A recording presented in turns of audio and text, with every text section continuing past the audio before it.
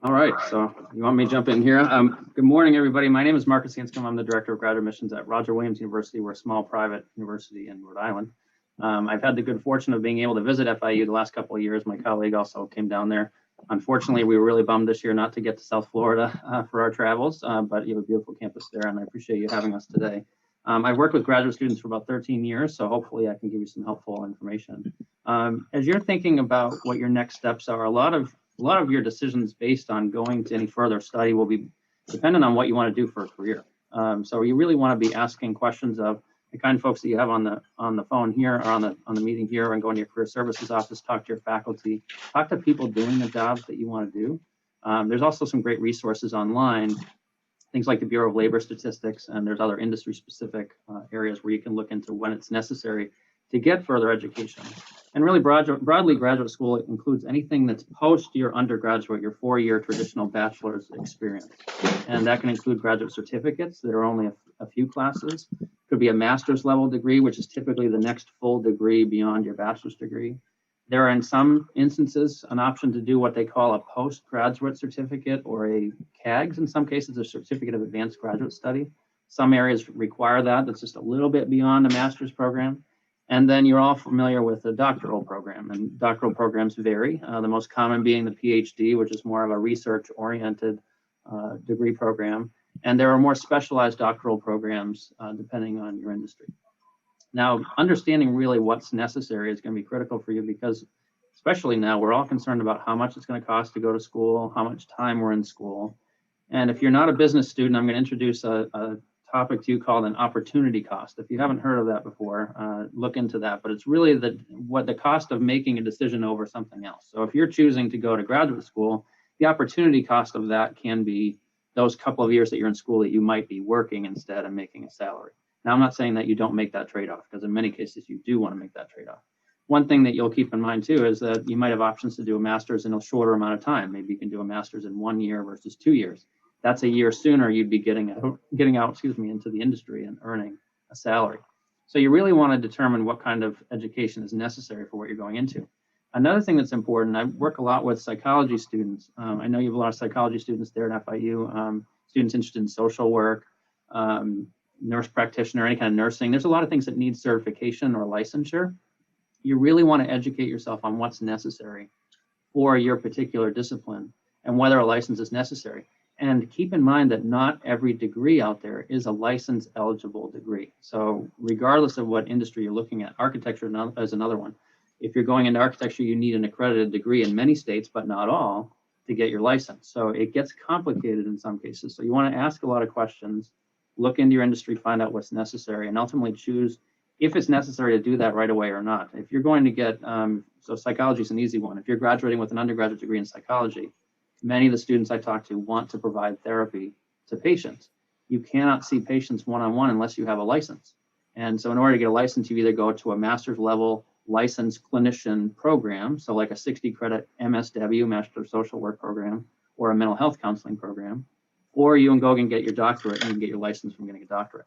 But other than that, if you're planning to go into psychology, you pretty much have to get your master's. So the lion's share of students that are going into mental health counseling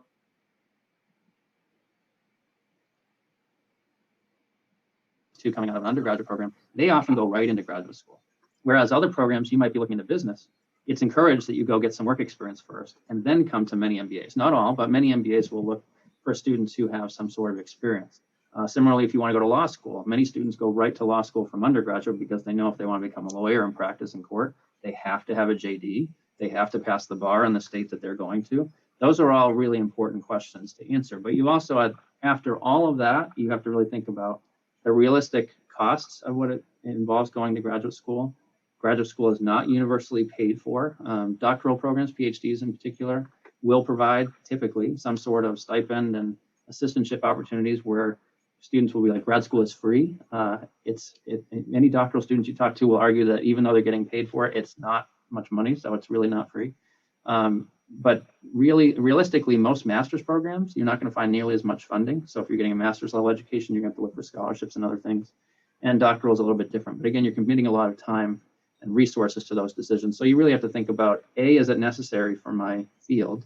And B, when do I need to do it? Do I need to do it right away or not? If any of you want to be teachers, many states require you to get a master's degree within 5 years of starting. So maybe you do that right away, or you work for a couple of years. And then the other part of this coin, and forgive me for going on if I'm going too long, if you're a teacher, many school districts have some, not a lot, but some tuition remission. So you get some of your money paid for when you're going to school. Similarly, many businesses have tuition reimbursement programs. This is very true in engineering, those types of disciplines. Many engineering firms will offer remission for you to pursue, say, an MBA or a master's in civil engineering or electrical or something down the line, or engineering management. So there are certain industries that have those opportunities more than others. And it's more common where you have union environments as well, where unions might have written into their contracts some sort of tuition support. So I'm throwing a lot at you, but those are kind of some of the basic things as you're thinking about your next steps. But the key is ask questions, and not every student wants to do that. Is that a good start, Audrey, hopefully? Look here, you know what? I was just saying to John that I think you should continue because you are awesome. You are making me taking notes to go back to do my master's. So do you mind continuing, Marcus? Sure. I just don't want to overstay. I don't want to overstay my welcome. Okay. No. Absolutely. Go right ahead. You're doing a fantastic job. Thank you.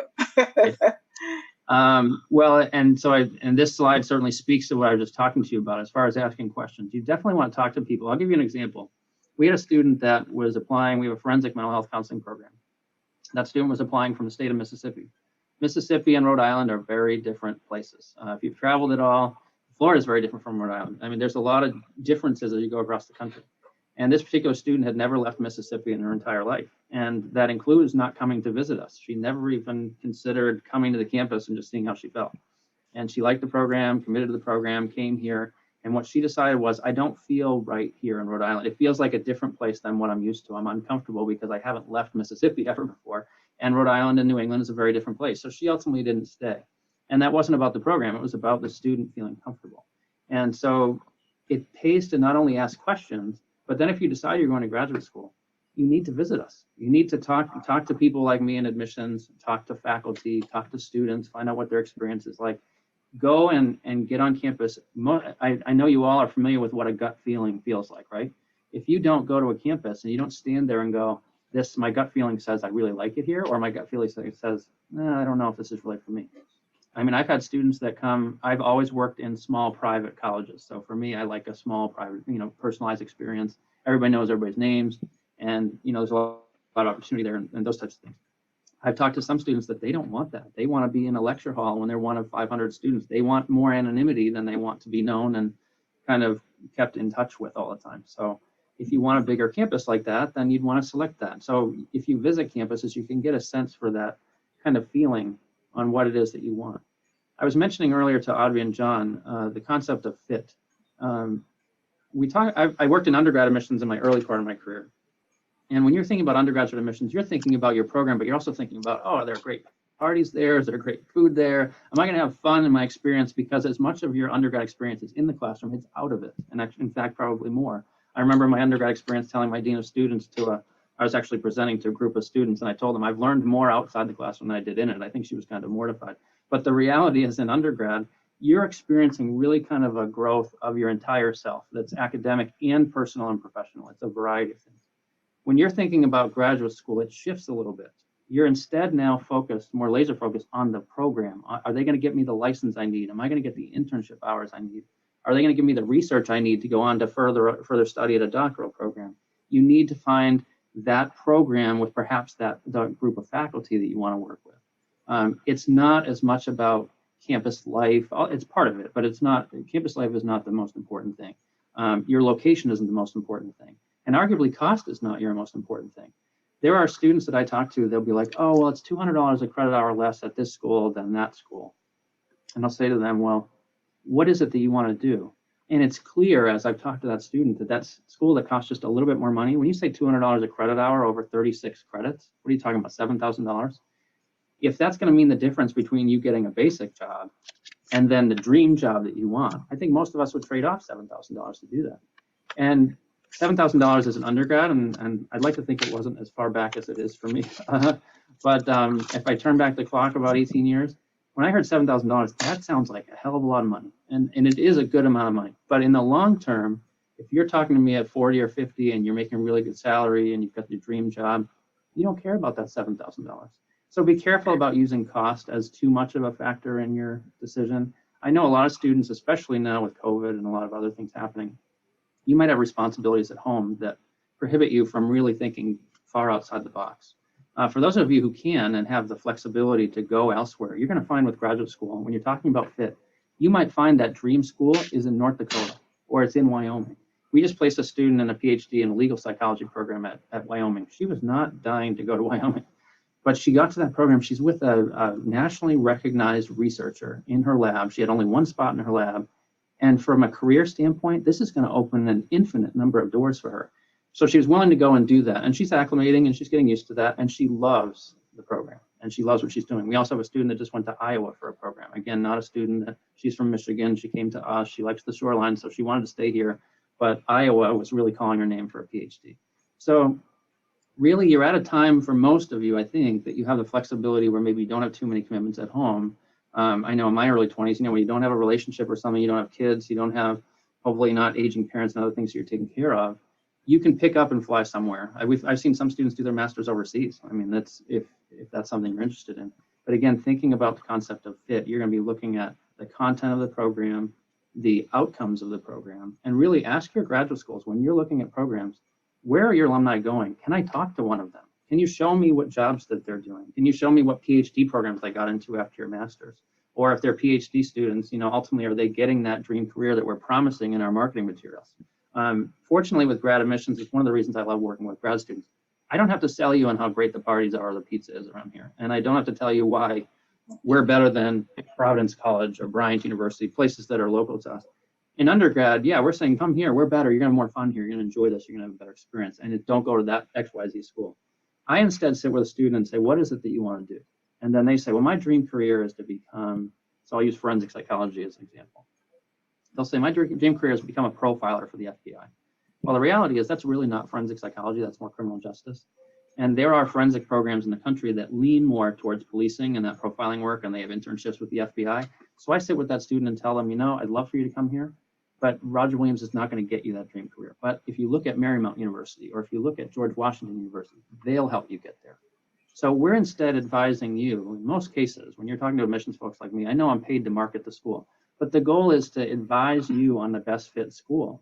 And obviously do your research, look on the websites, find out the outcomes, find out the data, what's going to get you the best job, but have honest conversations with people and make sure you trust your gut and you get the information that you want so that ultimately, are they going to get me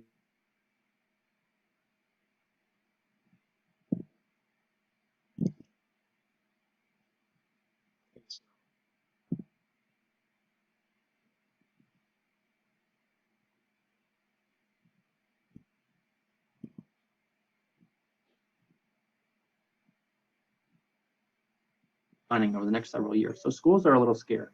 So one thing for you that you have to be aware of, some schools are going to start adding graduate programs because they need to. It's a fiscally responsible thing that they need to do. You have to be able to separate the quality programs from the ones that are just, oh, we got to do this, we have to capitalize on it. That's not to say new programs are bad, because they certainly are not. We'll be adding new programs too.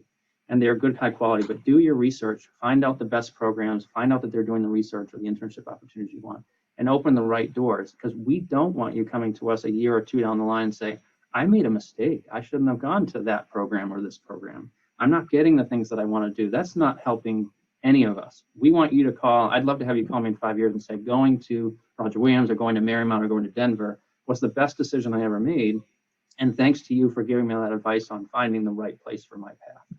So have candid conversations with us and ask questions, and ultimately find out what it is that you need to do and get the right people on your side. It's all about your team and the people that are surround you. And that network is going to help you a lot. Did I go on too long there?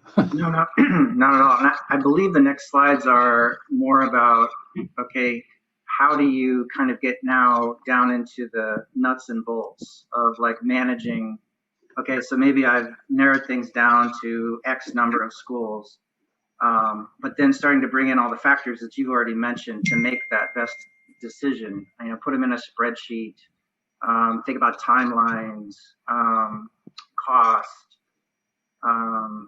So any thoughts on that, on like maybe the best way, a student who might feel just kind of overwhelmed with all of the different factors, how to kind of narrow down to that final decision? Well, there's a lot to unpack there, John, so I'll see where we can. So we've talked through some of the things about the concept of fit. Within that, there might be some things that are more important to you than others. So if your goal is to get a PhD, for example, in the long run, some students have the ability to go right from undergrad to a PhD, and that's great. If you can do that, I commend you on doing that. But for most lay people, myself included, we have to go get a master's first, and that's a good stepping stone to getting something along the way. So as you're thinking about schools, if you need a master's, that might be one priority piece that you think about. All right, I need to look at a master's degree versus a PhD. You also might be looking at location depending on what your commitments are. So if you've got commitments at home, maybe location is going to be higher on the list than for others. If you need a program that's got internships, maybe that's going to be a priority for you. When you're talking about license eligible, I would take, if you need a license eligible program, cut everybody else off the list that doesn't provide a license option. And schools will give you all sorts of runaround, like, oh, well, you can get it, but you need to add on this or add on that somewhere else. The reality is we want you, at least people that are caring most about you, we want you to get your degree done as quickly and efficiently and as affordably as possible, but also get you exactly what you need. So make sure you're kind of, in terms of your rubric, identifying what those pieces are. And cost may be a part of that. For most students, it is, but just don't make that your top kind of priority. Depending on what degree level you're looking at, your deadlines are going to be different. So master's programs commonly are in the spring leading up to the fall for admission. Now, I know some of you may be December graduates. If you're graduating in December, you're going to have a little bit earlier deadlines maybe if you're going for a spring program. Many full-time programs may only admit in the fall. So that's a question you want to ask of your schools, that can I only start in the August or September timeframe, or can I start in the spring if I'm a December graduate? It's okay if you have to wait a few months there. Oftentimes there are plenty of students that wait for fall programs. But if you're applying for a master's program and you're looking at the fall, most commonly your deadlines are going to be January, February, March in most cases. Do not wait until the deadline to submit your application. When you think about subconscious signals, and I love talking to psychology students about this because they're all about the subconscious, right?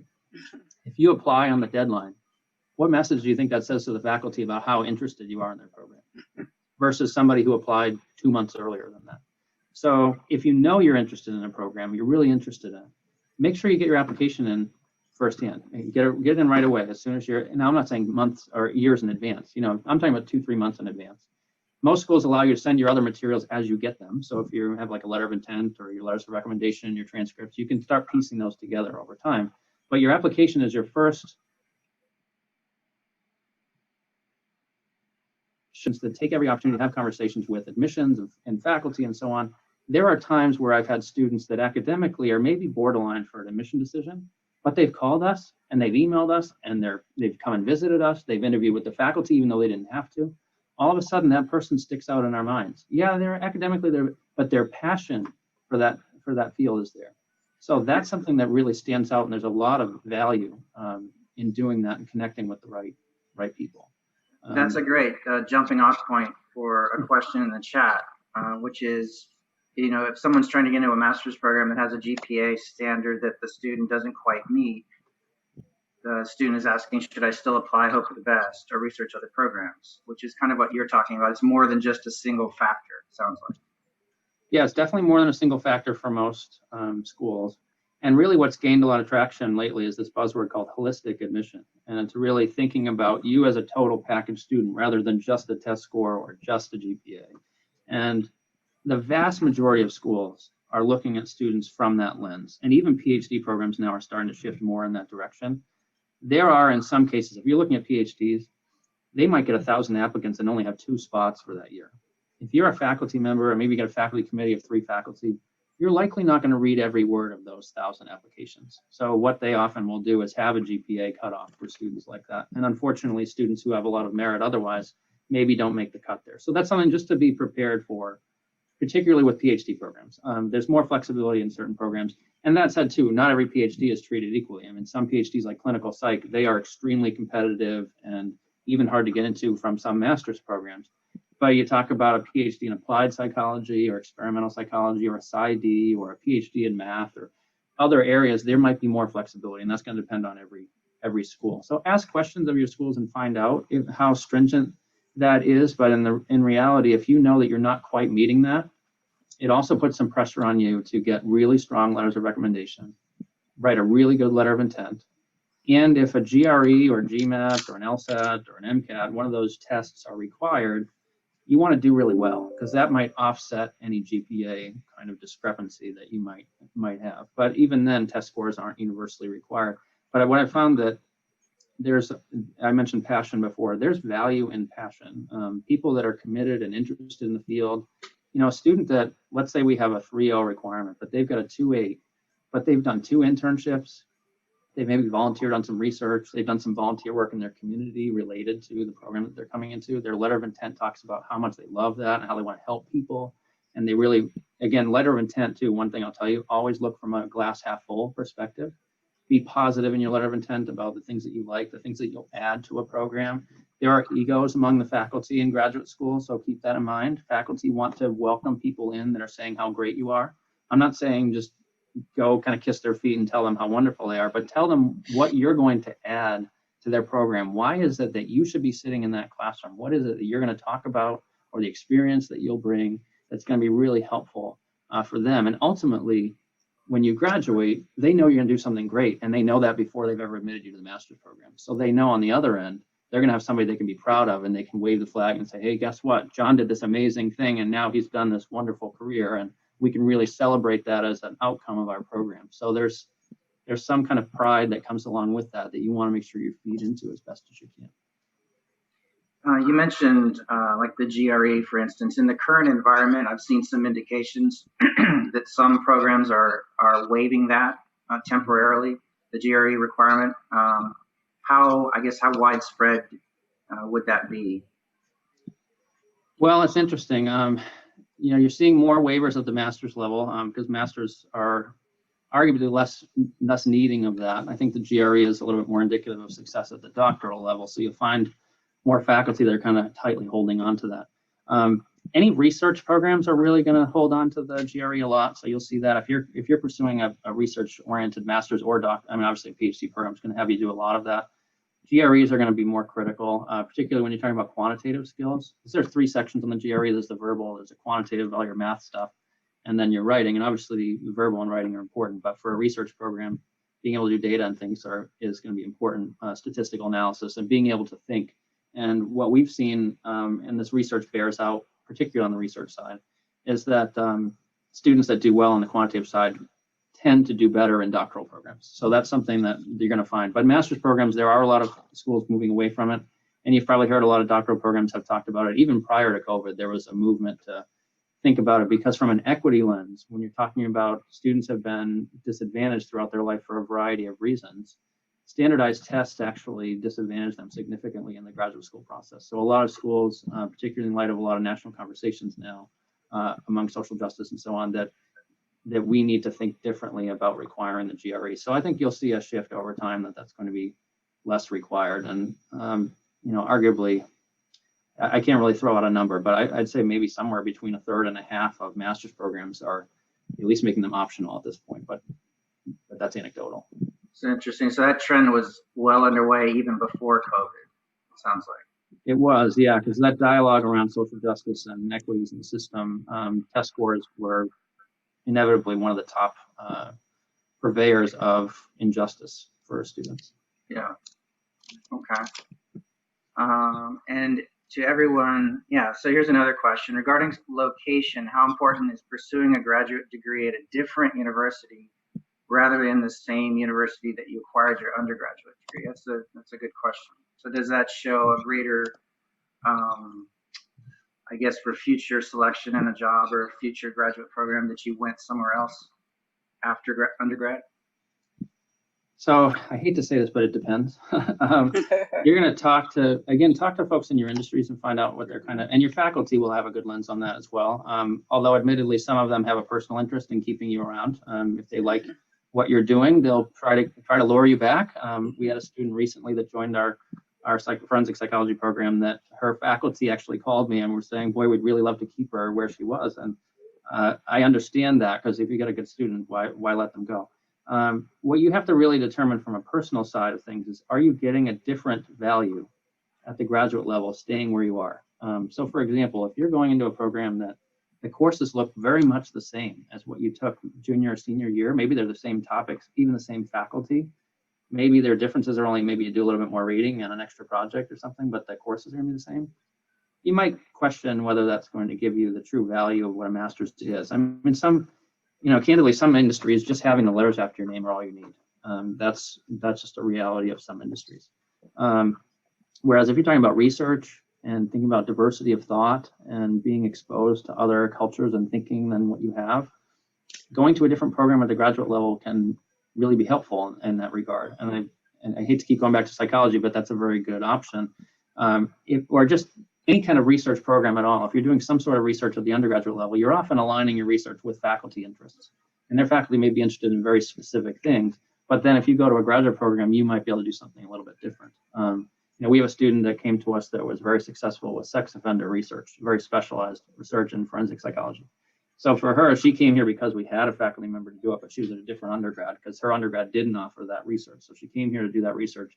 Then ultimately she went to a PhD with another researcher that also did sex offender research. So you see in that case, when we're talking about fit before, the student graduated from undergrad and said, I like this forensic psychology stuff, but I really want to work with this specific offender population. So where are they doing research on that? And then she came to us, found that fit, did some great stuff, got published, and that got her into a PhD that's ultimately doing the same thing. So, you have to really kind of find what that ideal pathway will be for you. But I wouldn't say it's a detriment going to the same school at the graduate level. We have programs here that are what we call +1 or +2 programs that are designed to save you money. And designed to save you time. So if you can take a couple of grad classes in your senior year and then go on and get your master's in a year and you're working a year sooner and making a salary, for many areas, that's totally fine and that's good. And the reality is in many industries, probably most, people aren't asking you, where'd you do your degree? Where'd you go to school? What they care about is that you as a person are the complete package, that you're bringing to them skills and value and talent and information that's helpful to further their business or organization or research or whatever that may be. So again, it's about choosing the school that will get you to that ideal career, and it's ultimately what you bring to the table. And in that lens, students don't always think about how do I take advantage of opportunity that makes me the best candidate versus what the school is going to make me into. Schools can give you 100 doors to open, and they can give you every internship and research, and they'll give you financial opportunities and everything else. If you don't take advantage of them, then that doesn't make you any different than anyone else. So you need to find schools that will open those doors for opportunity for you, whatever you need them to be, but you have to take them. So there's a give and take. It's not like graduate school will magically make you, the perfect doctor or the perfect public health professional or the perfect psychologist. They instead are going to give you the tools and open doors that you ultimately need to step through and take advantage of to gain the skills that are necessary to be successful in your field. I have and again, just a reminder to everybody out there, if you have any questions, please drop them in the chat. There's a slide maybe 1 or 2 ago about a personal statement or essay that might be involved. And then this slide talks about letters of recommendation. I've written dozens of these letters, from students who've asked me to do that. I've always wondered, what happens on the other end? Is that like check, check, check? Okay, they have 3 letters, or how closely are those scrutinized, and what sorts of things? This is good, guidance on how to request one, but what sorts of things should be in there in both cases? Yeah, good questions. So again, it kind of depends. As far as them being a checklist item versus them being read very detailed. If I could make a very generalized statement for folks, as you're looking at programs, if they have a deadline, if they have some level of academic requirements, if they're very specific about the competitive nature, or at least they give off the sense that they have a competitive nature to applying to those programs, chances are they're reading most of your file. So those are some just kind of hints that they might be looking that way. And I don't want to generalize over too much, but if you look at a program that say will admit you right up to when the classes start, so they've got rolling application and things, those are signs that there's more of an open door for you to come in. So there's less, it's less critical that you get really great letters. But I would say the vast majority of programs are looking for detail in your letters, your letter of intent and your letters of recommendation, and basically make sure you follow instructions on them too, because that's one place where students either don't answer the questions they were asked to address in their letter of intent, or don't pick the right people for their letters of recommendation. We have programs, for example, that their letters of recommendation must come from academic sources, so all professors. Some programs, that are more applied, more in the field, internships, those kinds of things, they'll look for supervisors, people that you work for, even if you worked at fast food or something, somebody that can talk about your work ethic and meeting deadlines or showing up to work on time and detail orientation. Those things are going to be important. You see here, there's some good thoughts here. You don't want to pick family or friends unless a school particularly asks for it. So if they're looking for what they might call a character reference from a family or friend, that's different. But the vast majority of recommendations that you're going to be asked for are going to be professional. So they have to be advisors, supervisors at work, faculty members. And I don't know the age groups, on the call here, but for those of you earlier on in your academic career, really cultivate those relationships that you have with faculty, because it comes to senior year and you're applying to grad school. And you're like, oh, I had that great faculty member sophomore year, but I only had that person once. And then I've gotten letters where it's like, yeah, Johnny was a great guy, but I haven't seen him since sophomore year. He had a lot of promise, but I don't know much about him. That kind of a letter is not going to help you very much. You also want to pay attention to what your schools are looking for, and then ultimately give that guidance to your recommenders. In some cases, that means taking your recommender to coffee and giving them your resume and telling them, I'm applying for this program and they're looking for you to speak to my ability to work in teams, or my ability to handle conflict, or my emotional intelligence. Am I able to handle really tough stuff without breaking down? Those types of things from a character standpoint might be necessary. In other programs, if you're looking for research, we ask students to have a research supervisor, or at least a faculty member that had you do research, be able to speak to your research skills. If you're going to a PhD program, you need people that are going to talk about how good you are at collecting data and analyzing it and presenting it, developing a survey instrument, detail orientation, those types of things. So it depends, but really pay attention to what your programs might be looking for, and then try to feed that to your recommenders and find the right people that are going to speak to that. So I hope that helps a little bit. Oh, definitely. I have always wondered that when I'm writing them. What's happening when they're read on the other end. Yeah. So, and you've mentioned there's been a common theme I've heard. I sometimes advise people about who are applying to military service academies. I'm hearing the same thing, which is it's more about a GPA. It's a whole person. Who is this person? Community involvement and volunteerism, etc. So, interesting to hear you talk about that. Well, one thing I'll add before we jump into this, one thing I'll add about the letters. Finding people that really know you are critical, because faculty that are reading your letters, and psychologists are easy to pick on here because they're always looking for details. Your letters of recommendation can have hidden meanings between the lines. So if you pick faculty that aren't quite, or I should say pick recommenders who aren't quite familiar with you, or they might have something that's sort of okay, but not great, or they have something that's just kind of hidden, faculty will see that. I often get denials back, and I'll be like, why'd you deny the student? They look really great. And she's like, well, if you read that one sentence in their letter of recommendation, it seems like something's going on. And that's not a surefire denial, but it is a potential where faculty will read something and go, there's a little bit of a red flag there. So make sure you find the right recommenders for you. They're going to speak well about your abilities. And schools are going to ask you to waive your right to review your letters in most cases.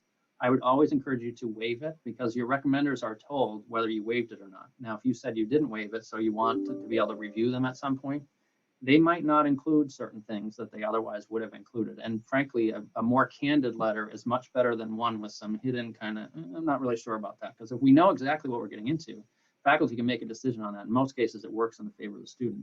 If there's something that seems like they kind of didn't say it, that usually hurts the student more often than not. Excellent. The rest, this is the rest of the presentation. We've got about 10 more minutes. So we unfortunately need to end this about 5 minutes early. Do you have any thoughts?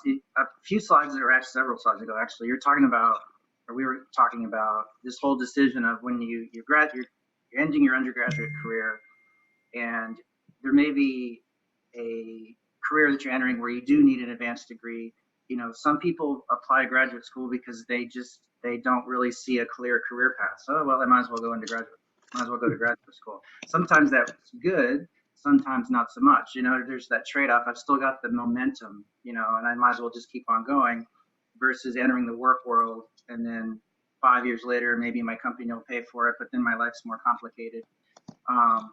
Do you have any, I guess, and since we've got some slides on financing it, any just general thoughts, I guess, to underscore about making that decision? And I know that's kind of an unfair question because it depends on the situation. Yeah, it's always a very personal decision for every student, depending on what you're going to. As much as you can, again, asking questions of folks in the industry and kind of get a sense of whether your master's or your doctorate will be necessary in that. And if so, how quickly you need to do that. For example, if you're graduating, and let's take COVID out of the equation for a moment, let's assume we're in a good job market and there's opportunities for teachers. So let's say you're an educator and you want to become a teacher. If you can get certified from your undergrad program and go work and there's job opportunities, why not work for a few years? They're not requiring you to get your master's for a while. And in most cases, they will have some sort of reimbursement down the line. So there's some level of security in doing that. And you can also find, if you start talking to folks like myself or at other schools, whatever, you'll find that education programs often offer some level of flexibility. So if you were to work for a couple of years, but then you can get your master's in a hybrid or an online format and keep working, then you can continue making a salary. You don't have any break on your resume, which that's always good. And you could be earning your degree and perhaps at a discount because you're getting some support. So again, every industry is going to be different. When I used to work in Connecticut, one of our programs relied upon a lot of students from United Technologies Corporation. So Sikorsky Aircraft, Carrier used to be part of that.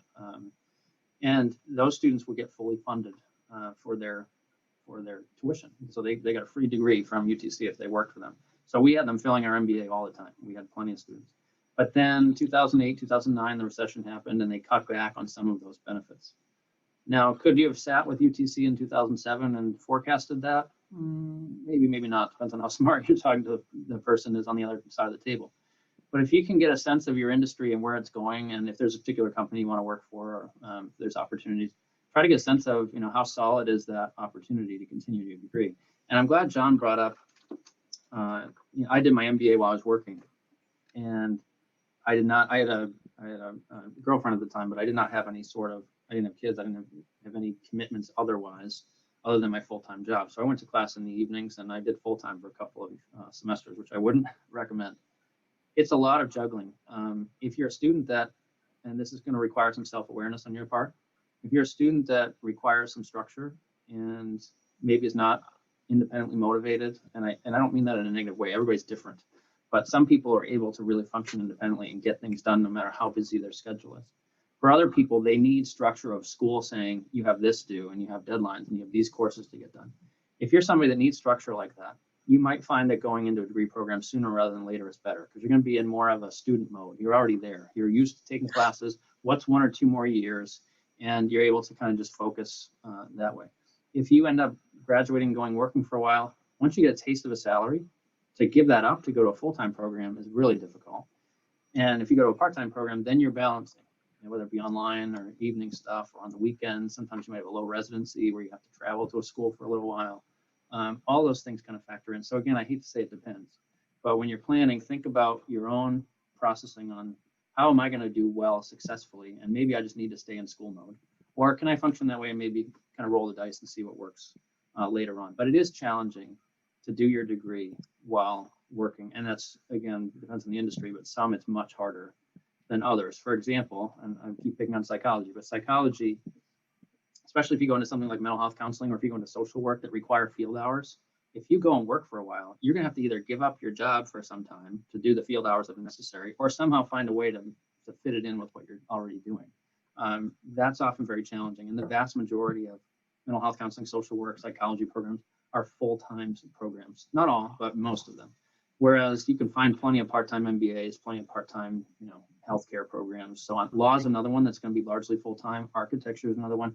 A lot of professionally oriented programs you're going to be really pushing in for a full-time commitment that you just really can't do easily once you've gotten into the work world or your families and other things. I'll talk briefly about financial aid if that's helpful here since we're on it. At the graduate level, you no longer include your parents in the financial piece of your FAFSA. So as you're applying for federal loans, you're on your own, which is great news for mom and dad. It's a little different for you because you're on the hook for these loans now, but it also means that the government sees you as poor. And I say that kind of tongue in cheek because you don't have salaries and assets that your parents bring to the table. You're instead graduating and going and becoming a graduate student. So you're going to qualify for more federal loans. And that includes the direct unsubsidized loan, which is $20,500 per year. And you'll also see the PLUS loan, which is, you've heard of the Parent PLUS loan in undergrad, no longer parent part anymore. But the PLUS loan allows you to borrow between the $20,500 that's already in the other loan and up to what they call the cost of attendance. If you ask a school for cost of attendance, you probably ran into this in undergrad as well. It's a scary number. It includes everything from housing to meals to miscellaneous expenses. It's an all-inclusive, if you had to borrow, what's the cap that we would say? So you're not going to go buy a Mercedes with your loan money, but you're going to get the things that you need to be successful while you're in school so that you're not eating ramen every night and trying to figure your way out through grad school. So you have those federal loans available to you. They're low interest. You can pay them over long periods of time. They're secured by the government. So it's the best loan option out there for the vast majority of students. If you go into any sort of private loans with banks and other things, you have to pay them back sooner. They're often higher interest. So they're less advantageous for you as you're going into grad school. But absolutely look for programs that give you scholarship opportunities, grants. You see, those are free money. That's nothing that you have an obligation for. Assistantships or fellowships often require you to give something, and so it's a quid pro quo, essentially. You're giving something on campus, teaching as a teaching assistant, or you're doing research, or you're working in an office on campus. And in exchange for that, you might get some scholarship money and or assistantship money that would be paid hourly, like a job. And then, of course, employment reimbursement and other things that are available to you. So there's a lot of access to funds, but again, master's level, less so as far as free money than at the PhD level. And, you know, there are other doctorates out there too, like PsyDs, JDs in law school and so on. And you want to look into the opportunities where you can maximize where you can get scholarships. And that can be everything from your commitments outside of school. Maybe you've been involved in community service outreach. I know that our law school, for example, awards students that have significant public service experience. So if you volunteered in a public service capacity, there are scholarships for that. So some places will reward students for certain types of activities. And that's something you want to try to keep in mind. Certainly ask about that early on in your process. But really pay attention to deadlines, and many schools will have a priority deadline. Always meet that deadline. That gives you the first consideration for any sort of funding and aid that the school will provide for you. So make sure you follow those instructions. We have it's probably our last question we'll be able to take. And actually, Audrey, can you help with this? This is a Florida question. Do we know if Bright Futures covers an accelerated master's program, the 4+1? If we don't know the answer to that, Nyla, we'll get you an answer. But I'm not exactly sure if Bright Futures does that.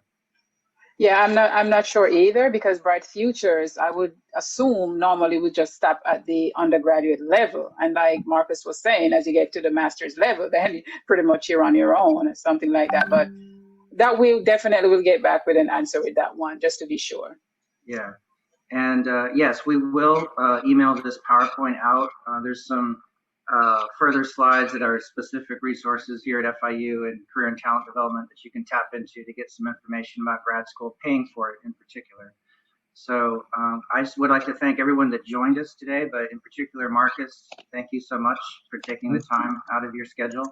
It's always great to get a perspective, you know, from another school in particular, and the experience you bring to it is tremendous. So thanks to everybody. We will send out the info, the PowerPoint, and I believe the recording of this we will post. So thank you, everybody. Absolutely. Thank you, everyone. Appreciate you, Marcus. Thank you so much. Sure. Feel free to, anybody who has, my email address is in the chat. Feel free to email me with any questions you have, grad school or anything otherwise. Not Roger's totally fine.